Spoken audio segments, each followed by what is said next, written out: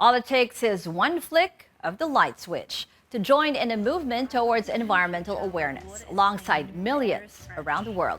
We discussed Earth Hour with Angela Consuelo Ibay of the Worldwide Fund for Nature Philippines. Good evening to you, Attorney Ibay, and thank you for joining us.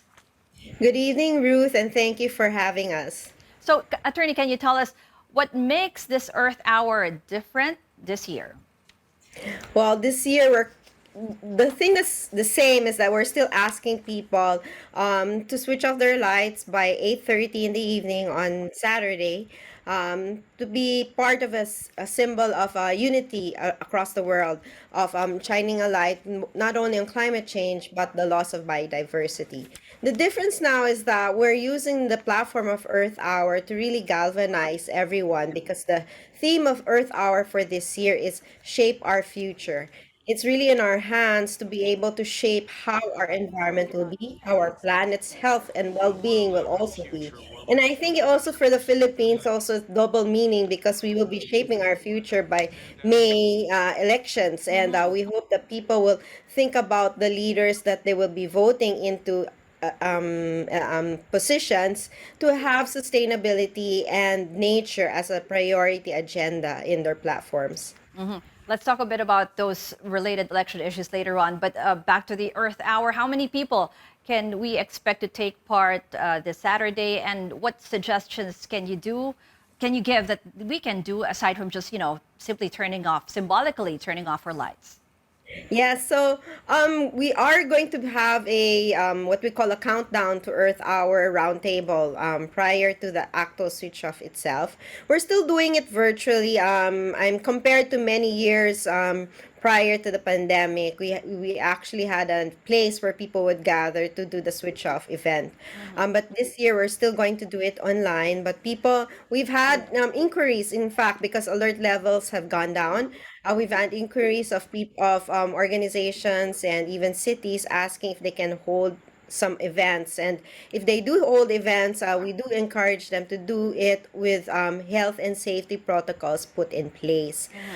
So for us in WWF, we'll be celebrating it through a countdown roundtable that starts at 7:30, and people can tune in through Facebook account of WWF Philippines. But aside from that, we also have an Earth Hour, the first Earth Hour virtual run. So many health buffs who are going to be joining Earth Hour. It starts actually on the day itself on Saturday, so they can register with our partner, which is Pinoy Fitness.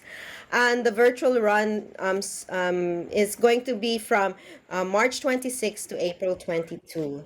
And so we do hope that people will also enjoy that as an activity that they can do as well beyond Earth Hour. But of course, there are a lot of environmental actions that they can undertake, which we encourage them to do so that we will continue to have sustainability in our planet. We've been doing this for several years, and we know it's like one small, maybe individual, but it's when it's a collective, talagang malaki yung effect niyan. I'm just curious, how do you measure the success of Earth Hour every year? Well, that's a very good question. And yes, like this year is the 15th time we're celebrating Earth Hour in the Philippines.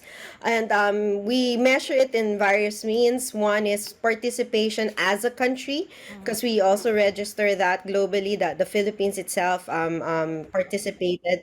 In previous years, we would count on the number of cities that had participated. We're counting on now also that participation, but mostly through the memorandum circulars that we receive from cities and government agencies who are supporting Earth Hour. And of course, since we're doing this digitally, we're also counting the number of impressions that uses the hashtag of Earth Hour. And for this year, our hashtag is Shape Our Future, Connect to Earth, and of course, Earth Hour.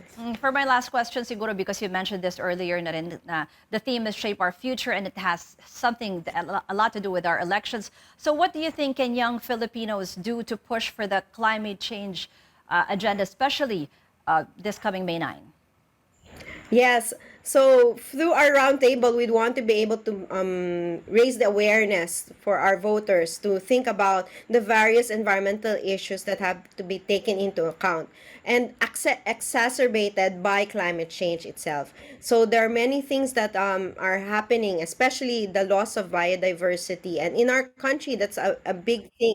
Being a mega diverse and biological hotspot, I think that's something that young voters especially should also ask their would-be candidates, or who they want to elect, what exactly are their platforms of and their agendas in terms of the environment. They should also think about how are they going to act out once they have actually been voted, and what will be those kinds of actions that they can also engage people. I think young voters now also want to be involved, and I think that's something that they're looking forward. It's not just the statements that these our candidates are going to be saying, but it's really the plan of action and how people can be involved and inclusively be part of being a solution to the problem of that we're facing in terms of our environment and in climate change. Thank you very much. It was great speaking with you, WWF Philippines National Director of Earth Hour, Angela Consuelo Ibay.